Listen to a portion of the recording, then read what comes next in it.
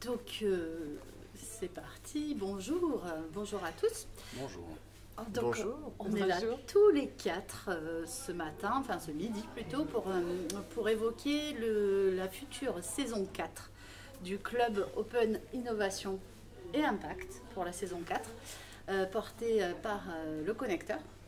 Donc, on a rassemblé 3 intervenants. Alors, je vais commencer par Éric Perrault. Tu te présenteras, tu expliqueras quel est ton rôle dans le club tout à l'heure. Virginie Rossigneux, qui sont les 2 animateurs du club. Et puis, donc, la guest star, Au moins, c'est donc Raphaël quel Toulon honneur. de la compagnie rotative qui, lui, sera là aussi en tant que témoin. et qui a vécu les évolutions diverses et variées de ce club qui a donc 4 ans d'existence.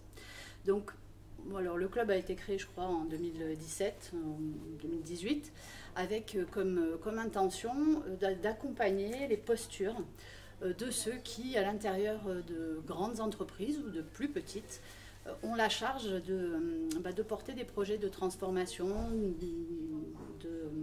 d'innovation ouverte, de collaboration et un peu de transformation culturelle. Tu pourras peut-être en dire un mot tout à l'heure.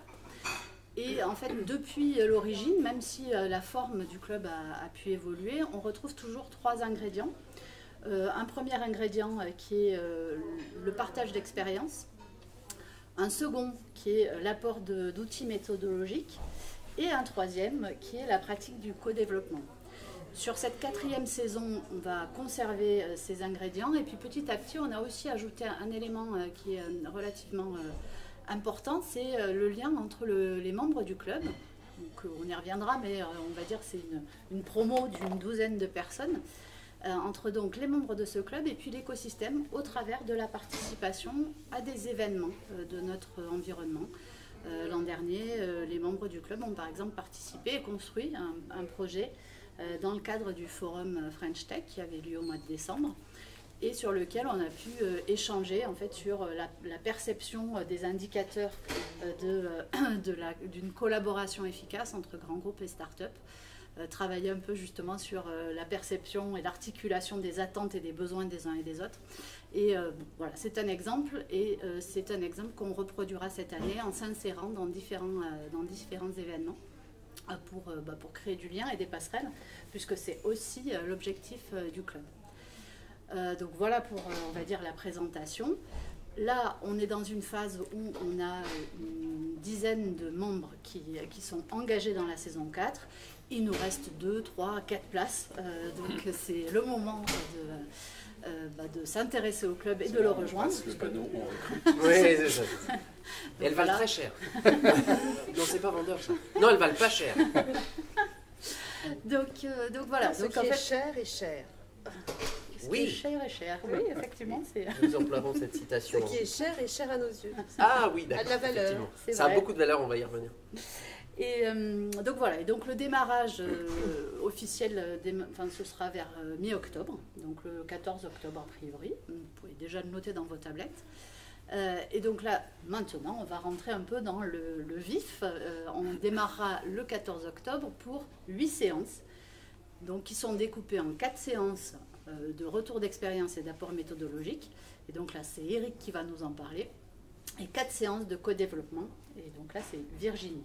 Et puis, on fera intervenir Raphaël de manière ponctuelle, en fait, pour réagir au sujet choisi, à l'approche qu'on a choisi d'adopter ensemble pour cette année.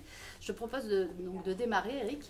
Donc, si tu peux te présenter, expliquer un peu d'où tu parles pour démarrer. Donc moi je suis Éric Perrault, je suis le fondateur de Viapando, donc qui est une agence qui aide les entreprises dans leur développement durable au sens large. Je fais partie du Club Open Innovation depuis la saison 1, donc j'ai, comme Raphaël, vu toutes les évolutions possibles. Et en fait, quand on a décidé de dire que la saison 4 ce serait aussi lié à l'impact, j'ai décidé de m'impliquer un petit peu plus et de participer en tant qu'animateur. Donc l'idée, c'est de lier tout ce qui peut être open innovation et impact pour faire de l'innovation positive, on va dire. Voilà, et donc on va tout au long de l'année travailler autour de méthodes et d'outils, notamment de certains qui ont été développés par Circulab, qui est une agence de design circulaire. Des outils qui sont assez puissants en fait pour repenser des modèles économiques, des produits, des services, faire de l'éco-conception, voilà, dans les grandes largeurs. On sait qu'aujourd'hui, à peu près 80% des impacts sont liés directement au design, la façon dont les choses ont été conçues. Donc en fait, pour avoir un impact maximal, il faut repartir du design et repenser, reconcevoir les choses en analysant les flux, et ainsi de suite, et en essayant justement de changer profondément les choses sur les ressources qu'on utilise.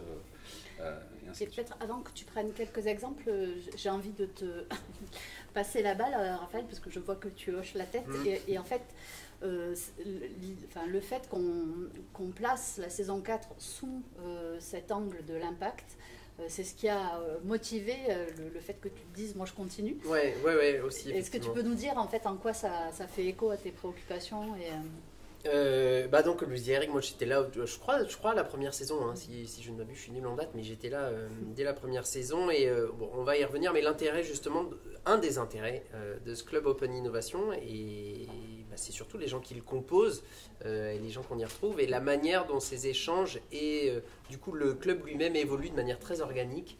Au regard des enjeux qu'on a chacun les uns avec les autres, qu'on partage et qu'on essaie de résoudre. C'est aussi des mécaniques de co-développement qui servent à ça, et comment en fonction de nos évolutions et l'évolution de nos entreprises, nos assos ou nos organisations, on fait évoluer les sujets qui nous concernent. Et là a émergé cette notion d'impact qui est très large, derrière laquelle on peut mettre mille et une choses, bien évidemment, et notamment beaucoup de greenwashing. Et ce qui m'intéressait justement, puisque donc je parle, il faut que je dise d'où je parle aussi peut-être. Donc moi je travaille au sein du groupe Centre France, qui est un groupe de médias de proximité. Je m'occupe de la compagnie rotative, qui accompagne justement les organisations dans leur transition, dans leur transformation, et en particulier bien évidemment le groupe Centre France, pour lequel j'accompagne notamment depuis plusieurs années les mécaniques d'innovation, de manière notamment innovation participative, innovation ouverte, on a fait de l'incubation, et plus récemment de RSE, et c'est là où je fais le point sur l'impact, justement la recherche d'impact. Alors l'idée, la RSE 3.0, c'est pas juste amoindrir notre impact négatif, mais surtout créer de l'impact positif, c'est-à-dire comment une entreprise peut être régénératrice, comment elle peut créer une valeur sociale, sociétale, écologique, au-delà de sa valeur financière. Bref, cette notion-là d'impact, moi, c'est quelque chose qui m'a fait donner envie de poursuivre justement cette aventure là-dedans et d'aller rechercher quels étaient les leviers, quels étaient les outils, les bons retours d'expérience, les mauvais retours d'expérience, parce que c'est ça aussi beaucoup qu'on a dans le club, de se dire, voilà, on a tenté ça a été fructueux, ça a été une cata, et on y reviendra, mais cette espèce de confiance, parce que c'est vraiment ça aussi le club Open Inno, le fait d'avoir ce petit groupe qui se revoit régulièrement, c'est l'essence du codev, un groupe de confiance dans lequel on arrive à partager de manière simple et voilà, des problématiques qui nous tiennent à cœur et essayer de les résoudre. Merci. Tu peux donner quelques exemples d'outils ou d'approches pour que ceux qui s'interrogent. Je pense que on va essayer de parler d'économie circulaire, puisque en fait, pour régénérer, l'économie circulaire, elle est vraiment régénératrice en fait. Et pour beaucoup, en fait, quand on parle d'économie circulaire, ils pensent tout de suite recyclage. Alors qu'en économie circulaire, la première chose qu'on apprend, c'est que le recyclage, c'est quand on n'a pas trouvé d'autre solution. C'est ça.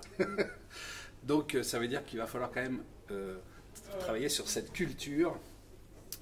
Donc ça, c'est important. Et puis après, on ne peut pas...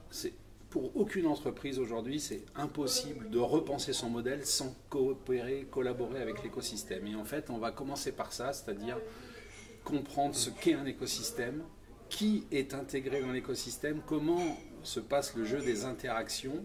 Donc là, en travaillant ça, on va permettre d'imaginer avec quel partenaire on va pouvoir collaborer pour changer les choses. On va aussi travailler beaucoup du coup la résilience du modèle, puisque c'est aussi par les coopérations qu'on arrive à rendre les entreprises plus résilientes. Donc on aura une séance qui sera dédiée à ça, à l'écosystème, au jeu des partenaires, à la coopération. Et puis après, on aura, je pense, une véritable séance de créativité autour d'un outil qui est le Circular Canvas, qui permet de réfléchir en intégrant les impacts sociaux, environnementaux. Voilà.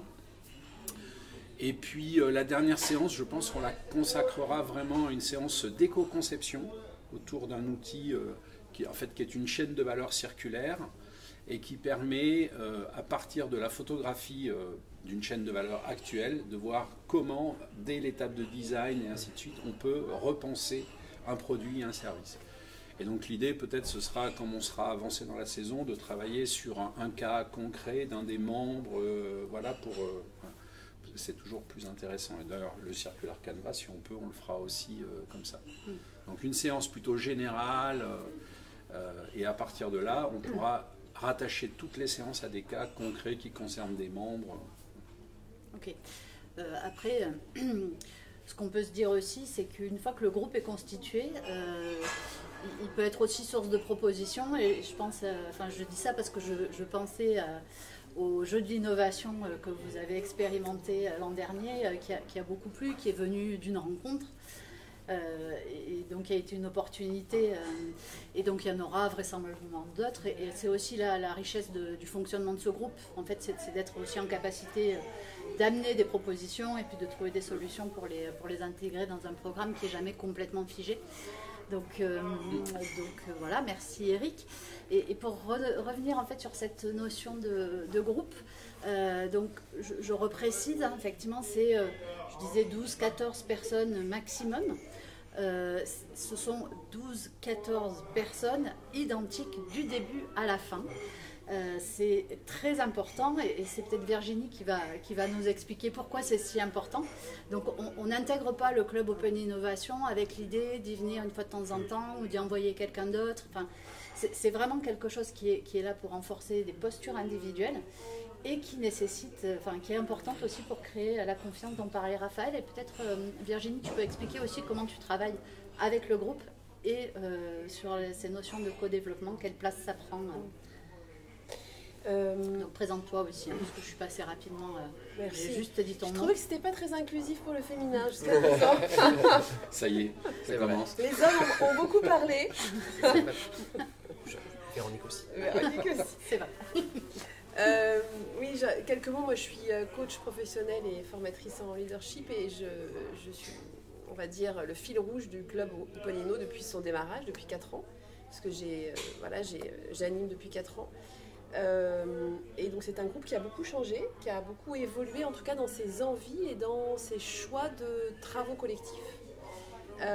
Et en ça reprend le point que tu dis, Véronique, c'est-à-dire que le fait que ça soit un groupe qui à la fois travaille sur sa fonction et son rôle dans l'entreprise, et en même temps prend soin de la dynamique collective, fait qu'il y a eu des évolutions possibles. Et ça, c'est pas possible si le groupe ne nourrit pas de la confiance, donc du soin. Donc ça veut dire qu'on a une co-responsabilité sur le fonctionnement, ça veut dire que quand on n'est pas là, on se prévient, ça veut dire qu'il y a une vie de groupe, quoi. Il y a une vie de groupe qui s'installe, c'est pas un supermarché, et donc ça fait que ce groupe-là a généré des convergences collectives de tiens, en tant que groupe, on a envie aujourd'hui d'aller vers de l'économie d'impact, ce que disait Raphaël.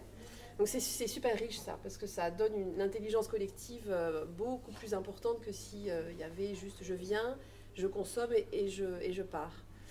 En même temps, c'est ça qui est aussi important, c'est important que moi je ne cherche pas en tant qu'animatrice à ce qu'il y ait une homogénéité des pratiques, et en tout cas des compétences et du niveau d'expérience sur l'économie d'impact, ou du niveau d'expérience sur l'innovation, puisque à la base on était sur de l'open innovation, parce que dans le co-développement, ce qui est extrêmement important et fondateur, c'est que chacun est expert de sa situation, et que donc on ne remet pas en question la compétence de l'un ou l'autre. Au contraire, on enrichit les uns les autres à partir de nos expertises et de nos métiers la situation de la personne qui apporte son sujet en co-développement.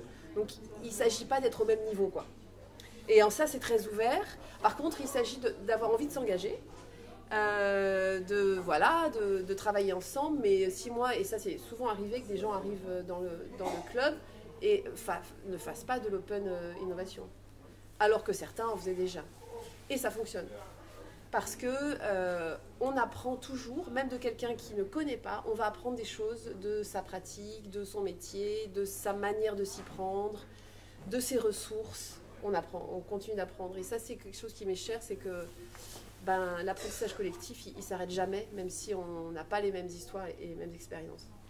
Je vais juste te couper 2 secondes, je te rends la parole.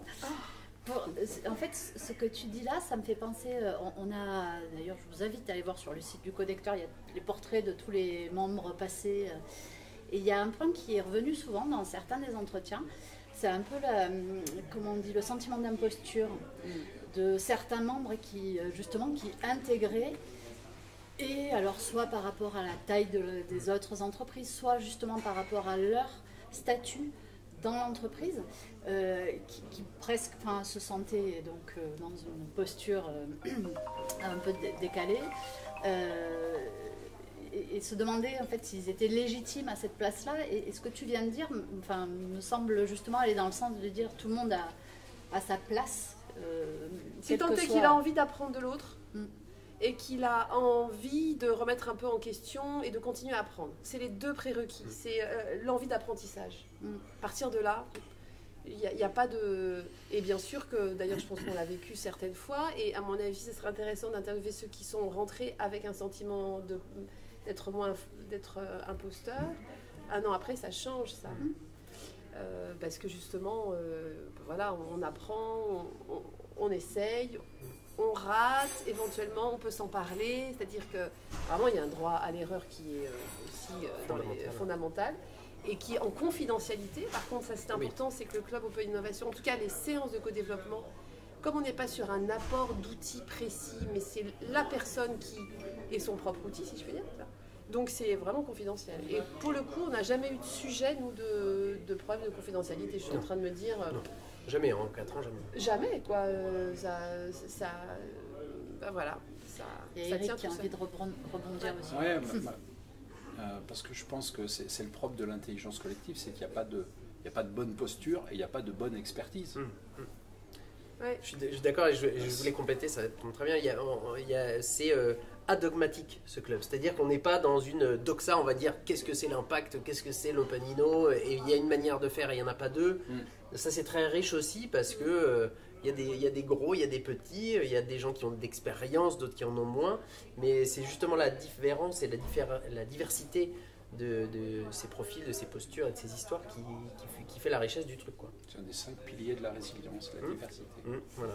Il y a des craintes, il y a des peurs qui se disent, il y a des énormes ambitions, il y a des trucs fous. Enfin, je veux dire, c'est vraiment en ça. Et moi, j'ai adoré. Alors, je fais du co-développement par ailleurs dans d'autres formats, mais ce que j'aime particulièrement dans le format du connecteur, c'est qu'on a quand même des personnes qui viennent là avec des envies de créativité, quelles qu'elles soient, petites ou grandes, et qu'on a eu des séances, émotionnellement fortes. Émotionnellement fortes et créativement hyper riches. Concrètement, c'est là où c'est au Club Open Inno, c'est là où c'est le meilleur moment de faire du co-développement. Je veux dire, les autres trucs de co-dev sont pas bons. Non, mais en tout cas, voilà. Peut-être tu peux expliquer. Alors, c'est quoi le co-développement ? Oui, schématiquement, comment ça se passe Ouais, alors c'est donc le vrai mot, je tiens à le dire, parce que quand même, ce sont 2 chercheurs en sciences du management, c'est Adrien Payette et Claude Champagne, dans les années 80, qui ont mis en place cette approche de formation. C'est une formation à la pratique professionnelle, donc à faire augmenter ses compétences dans sa pratique, plutôt destinée au démarrage pour des gestionnaires et des managers. Alors, ça reste toujours la cible, plutôt des gens qui sont dans des postures de management, on va dire. Donc ça s'appelle le co-développement professionnel. Ça, c'est le vrai mot. Et c'est intéressant parce qu'il y a bien le professionnel derrière. Et c'est une consultation, on appelle ça une consultation structurée en 6 étapes.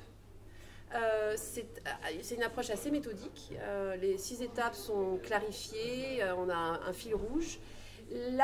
On va dire le génie de cette histoire, c'est que ça dure normalement, si on n'a pas des foufous ça dure 90 minutes. C'est un timing finalement quand même assez restreint pour arriver à des solutions d'action, des scénarios, des choses à activer pour agir autrement.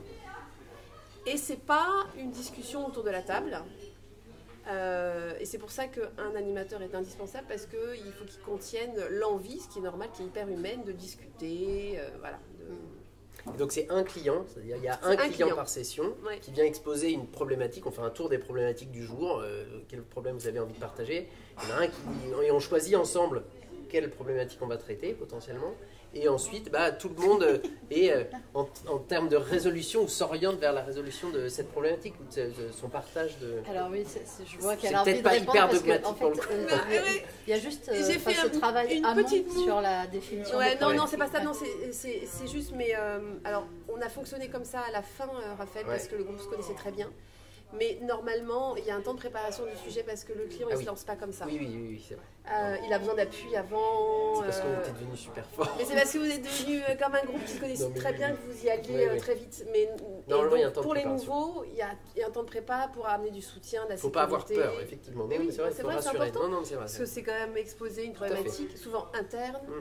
De fonctionnement où voilà, les situations sont variées, mais c'était voilà, je voudrais mettre en place un système où il y a plus d'innovation dans mes équipes, comment je m'y prends. J'ai envie de mettre en place une RSE complètement différente, j'ai toutes ces questions-là, comment je fais. Il y a eu des questions aussi avec GRDF de son sujet. D'entrepreneuriat. Non. Puisqu'on en a fait plein de sujets, là, je vois plus. Passionnant. Son incubateur. Son incubateur, ouais, enfin c'était pas tout à fait ça, mais il y a son eu ça. living lab. Son living lab. Ouais, voilà. Donc on a eu des sujets très différents et souvent assez stratégiques, hein, quand même. Enfin, il y a tout eu, hein. Il y a du moins stratégique au plus stratégique. Je pense que ce qui est peut-être aussi important à dire, alors deux choses. La première, c'est de ne pas donner l'impression, en tout cas de ne pas faire peur à ceux qui rejoindraient le club cette année. Ça ne sera pas comme le nouvel élève qui arrive d'un nouvel établissement dans la classe. L'accueil est hyper important. D'ailleurs, je tiens à dire un truc, c'est que chaque année, sachez, chers nouveaux, ils sont en demande de nouveaux copains dans le club Open Innovation.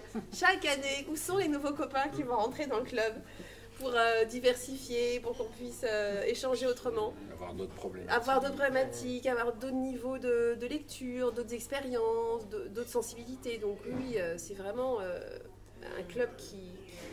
Il y a une authentique bienveillance, pas dans le sens cucu du terme, mais littéral, dans le sens de... Voilà, on pose un regard hyper intéressé, curieux et...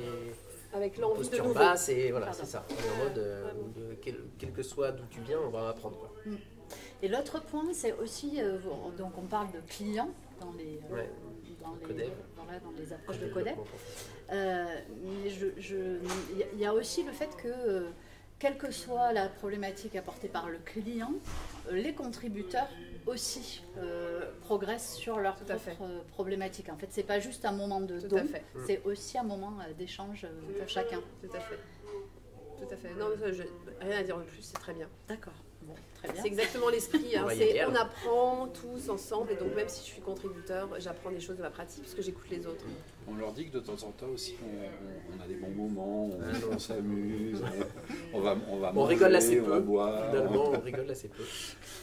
Peut-être, juste en complément de ça, on va rester sur le sujet Codef. Est-ce que toi, tu te rappelles de ton expérience Codef ? Et qu'est-ce que tu en as retiré ? J'ai une mémoire catastrophique et comme c'était dans les premières années, ça fait super long. Non, si, ce que j'en ai retiré, si, toujours, encore une fois, des regards complémentaires et des choses auxquelles on n'aurait pas pensé, en fait, tout simplement. Et c'est pas qu'une histoire de... il faut faire ça comme ça, etc. C'est aussi une histoire de comment je me positionne, ou qu'est-ce que je peux dire, ou qu'est-ce que je peux lire, ou aller voir, etc. Moi, je me souviens de ton sujet, c'est quand tu avais amené la grande transformation. Tu t'en souviens pas ? Si, bien sûr. Comment tu allais amener beaucoup plus d'impact en interne, sensibiliser les collaborateurs. On parlait beaucoup de transformation culturelle. C'est ça, vous aviez déjà beaucoup travaillé sur le sujet et tu es venu quand même chercher beaucoup de accélérer validation, de feedback, de challenge sur... Et c'est ça où l'exercice n'est pas du tout répétitif. J'y participe depuis le début et encore une fois, on apprend toujours. À chaque session, je ressors nourri de quelque chose... même d'un regard, d'une écoute. Et alors, hyper important aussi, c'est qu'on arrive dans les sessions comme on est. Hein.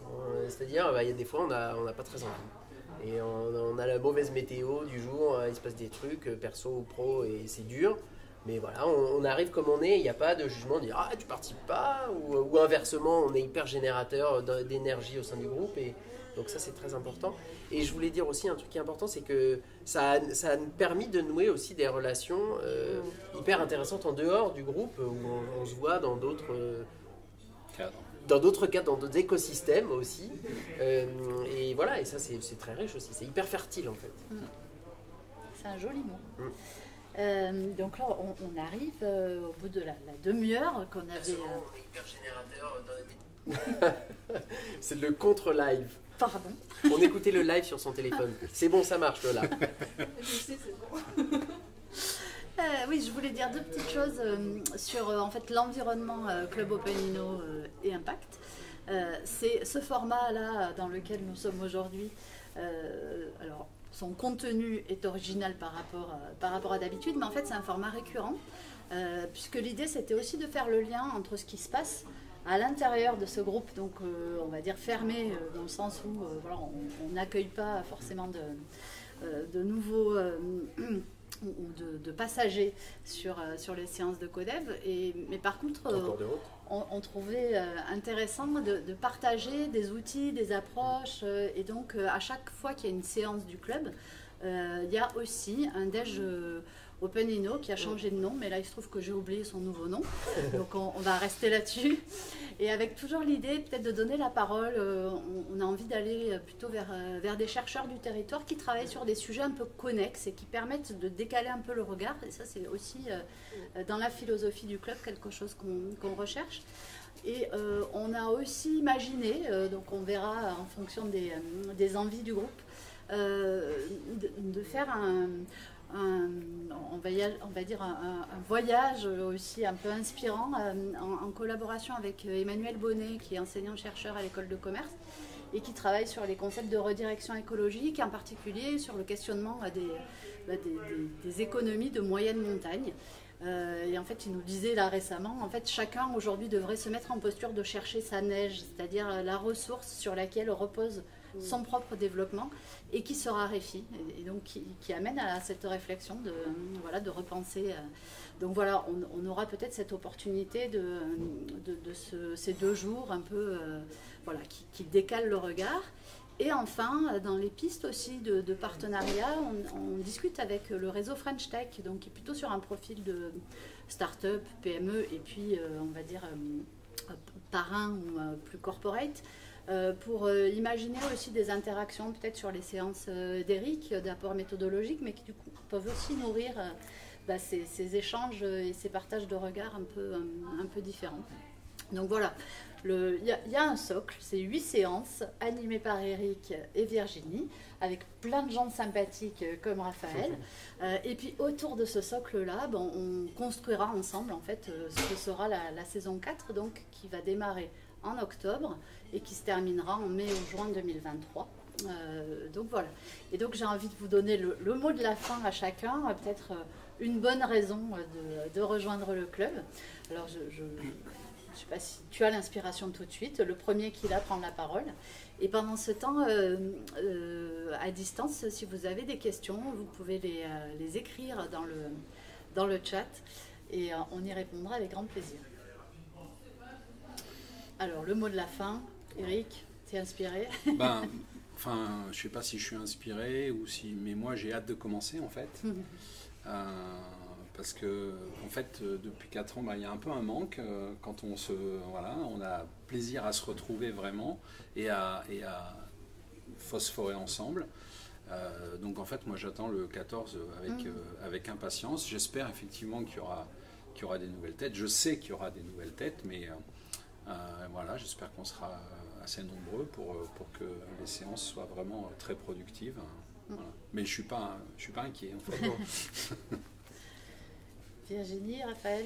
Alors moi j'ai envie de dire quelque chose qui tire de l'autre côté. Une bonne raison de venir au club, c'est pour se reposer. Sur les autres? Par exemple aussi. Ça fait beaucoup de bien, non, mais c'est vrai, à titre individuel ça fait beaucoup de bien. Ça repose le stress professionnel, la corde tendue, le toujours plus. on bosse, hein, mais il y a quelque chose qui repose. Donc ça, c'est une bonne raison de venir. C'est d'avancer tout en vous reposant. C'est vrai, hein? Je suis tout à fait d'accord, je partage à fond. Et puis, du coup, ça nourrit l'intérêt individuel, mais ça nourrit et ça profite aussi à l'intérêt général, c'est ce que je voulais dire, parce que au-delà de nos considérations de qu'est-ce que ça va apporter à mon boulot ou à ma boîte de m'inscrire dans ce truc-là, on a toujours ce souci de l'intérêt général et finalement de l'impact, de comment est-ce que ce à quoi on réfléchit, ce qu'on nourrit par le biais de notre boîte ou par le biais de notre progression, notre grandissage personnel, c'est mieux croissance, notre croissance personnelle, et ben, comment on permet d'avoir un impact positif et de profiter à l'intérêt général parce qu'on en a beaucoup besoin et vite besoin. Ouais. Eh bien, merci à tous les trois, les jolis mots de la fin. Merci. Et donc, on se retrouve, on l'espère, le 14 octobre. Merci à tous. Merci. Merci.